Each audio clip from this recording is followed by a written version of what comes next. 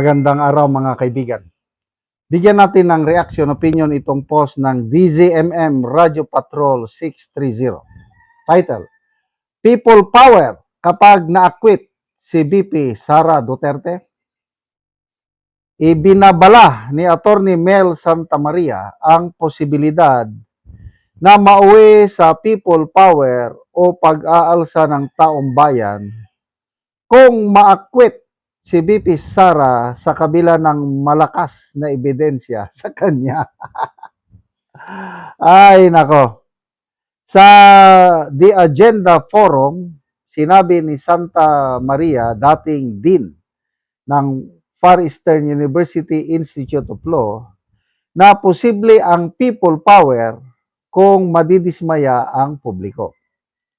Inihalintulad niya ang nangyari noong dinidinig ng Senado ang impeachment ni dating Pangulong Joseph Ejercito Estrada, kung saan dahil lang sa isang hindi nabuksan na envelope ay nauwi sa malawakang protesta na kinalaunan ay nauwi sa kanyang pagpapatalsik.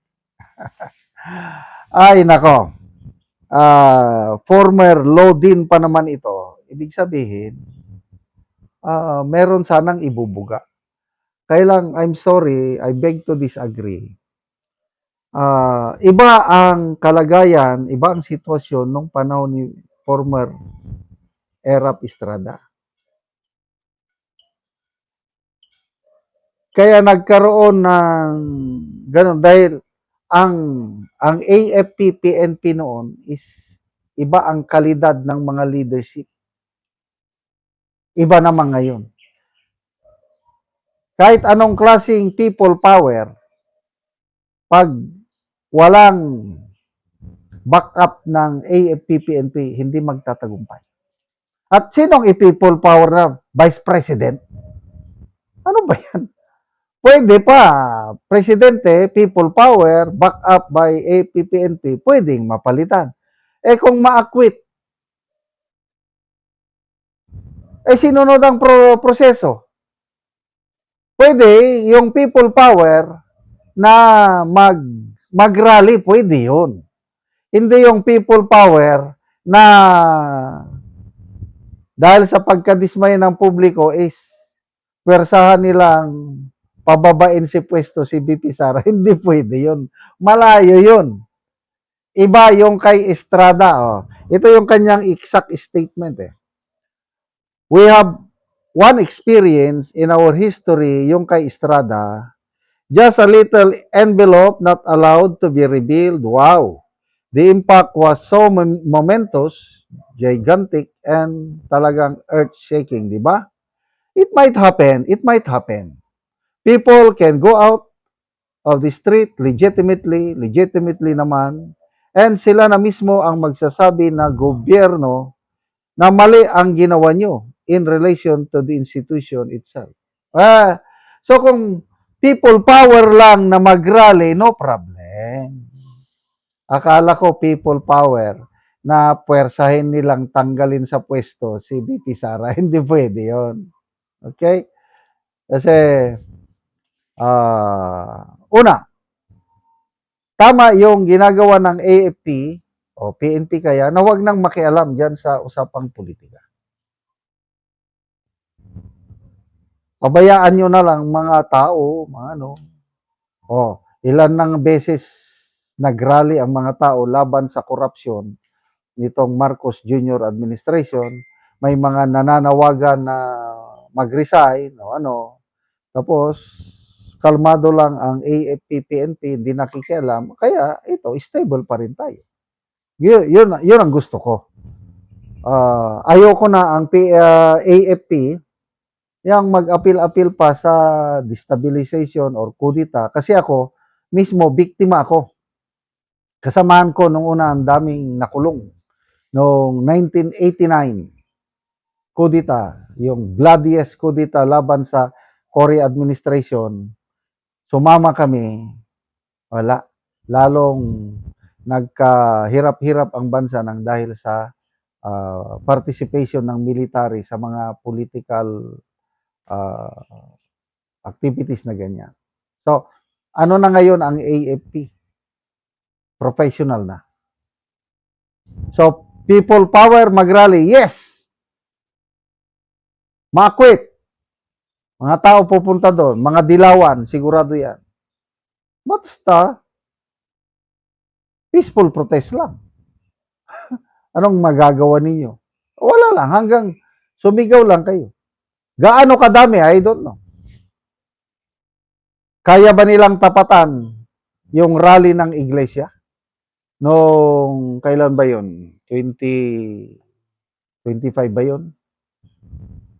Nag-rally, ilang milyon, alos 2 million people went out of the streets, nag-rally para itigil, para hindi ituloy ang impeachment.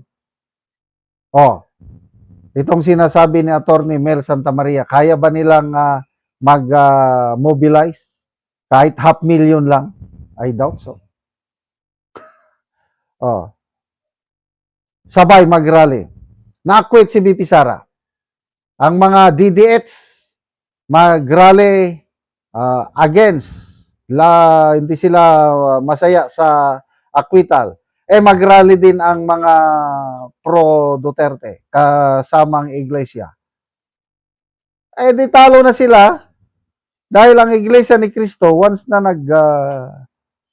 commit yan na mag-rally, pinakamababa yan ng millions. So, sige, sana magdilang anghel si Attorney Mel Santamaria yung ma-acquit. Siguro nararamdaman niya na ma-acquit si BP Sara. Kaya ito, nakikita niya na ang mga tao magrarally. No problem. Basta, wag nating tularan yung nangyari sa Nepal and Indonesia na yung violent rallies. Wag yun, yung manunog, Pwede lang, sigaw lang yan. Speak to the top of your voice.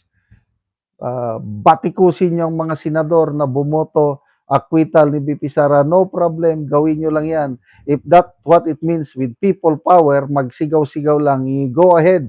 Kahit everyday na people power, basta ang military, wag nang makialam, let it flow, let it go na lang hanggang magka-eleksyon sa 2028. Salamat mga kaibigan sa inyong pagsubaybay sa channel na ito. Nakakatulong kayo ng malaki sa tribong talandig ng Bukidnon dahil ang income natin sa channel na ito is pantulong po sa tribo. Namimigay tayo ng libreng yero at pako para makapagpatayo sila ng mas maayos na tirahan. Panoorin nyo ang video na ito. Siyang natagaan og yero. Sponsor aning team og daghang pasag blessings nga mabot sa iyang pamilya ug sa iyang mga alalay nga nagsakripisyo sa pag atag ani nga sin. Daghang salamat sa tanan. Og karon mo na ni si kuya ang natagaan og yero. So mo na ni ang iyang balay. Og mo na ni ang iyang atupan nga iyang balay karon. So pila na ni katuig ya ang imong balay nga wala gid ka nakaatop. Pila na ni katuig pag tukod nimo? 5. 5 na katuig. Nga naman nga wala ka nakakuang gyud, walay budget. Short permanente sa budget kay. Oo. So makatop na ka karon niya. Ay makatop na gid kay naa may nag-sponsor. Oo.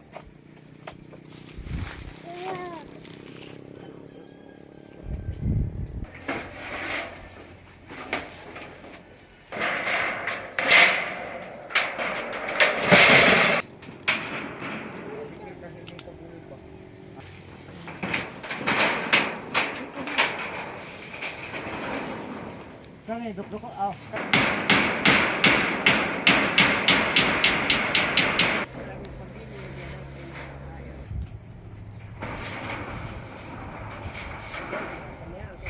Ug karon naman na gid si kuya sa pag-atop sa iyang balay. O maayo na gid karon nga tan-awon nga maatupan. Salamat kayo sa Ginoo nga na-blessings nga miabot sa kuha ug daghang salamat sa nag-sponsor aning sin. Labi na nga 5 na katuig nga akong pagtukod aning balay na wala pagid ko nakaatop.